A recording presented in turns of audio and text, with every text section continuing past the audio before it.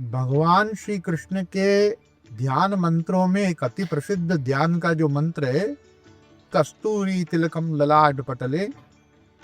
वक्षस्थले कौस्तुभम नासाग्रे वरमौक्तिकम करतले वेणु करे कंकणम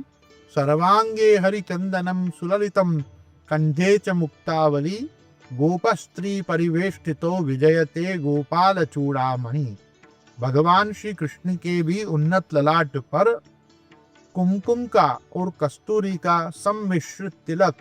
आप नित्य करते ही हैं। कस्तूरी जो है वो एक वैदिक पदार्थ है। कृष्ण मृग में से जैसे कृष्णाजिन इत्यादि मृग चर्म या अन्य शाक्त शैवादि संप्रदायों में जैसे व्याघ्र चर्म या अन्य भैंसा का चर्म इत्यादि का भी प्रयोग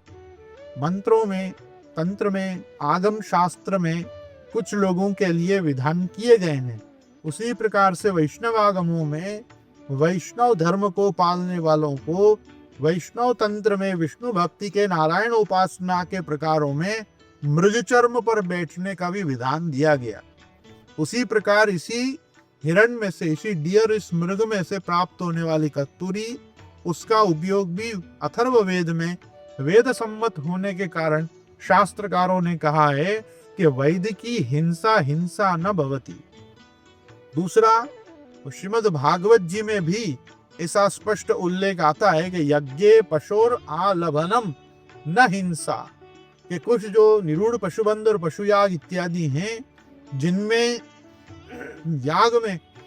पिष्ट पशु का ही सही परंतु पशु के होम आदि का विधान है, उसमें जो होने वाली मानसिक हिंसा है वो हिंसा नहीं कहलाती है, ऐसा ऋषियों का मत है।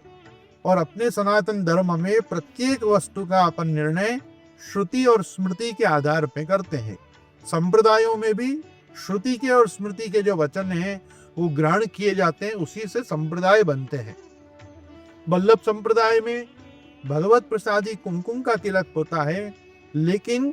कस्तूरी की भी जो गंध है वो मृगनयना ऐसे गोपीजनों के शिरमौर आप श्री सामनी जी के देह की शीतकालीन गंध मानी जाती है,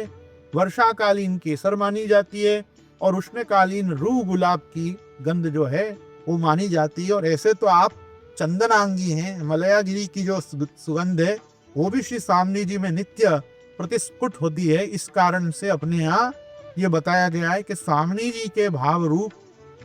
प्रभु अपने श्री मस्तक पे श्री सामनी जी के चरणारविंद की छाप के रूप में आप तिलक को धारण करते हैं, वो भी कुमकुम का ही तिलक होता है।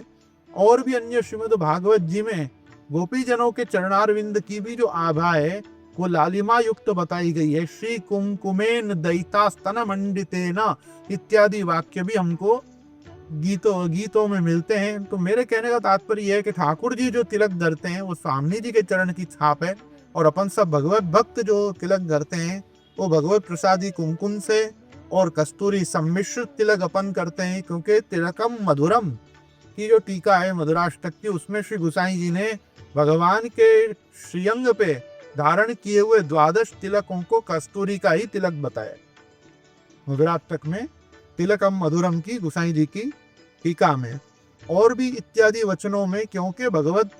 भक्तों के और भगवान के जो चरणारविंद हैं वो लालिमा युक्त हैं। उत्तुंग रक्त विलसन नख चक्रवाल ज्योत्स्ना विराहत महद हृदयांधकारम, ये भगवान के चरणारविंद का स्वरूप सुखदेव जी ने तृतीय स्कंद में भी बताया है। तो रक्तवर्ण होने के कारण अपने यहाँ वैष्णव संप्रदायों में थिरुमन से अथवा गोपी चंदन से तिलक होता है, पर नित्य लीला संबंध होने के कारण अपने यहाँ गोपी चंदन आदि से तिलक न होकर, तिरुमन आदि से तिलक न होकर भगवत प्रसादी कुमकुम से कस्तूरी केसर मिश्रित तिलक अपने यहाँ प्रामाण रूप से किया जाता है।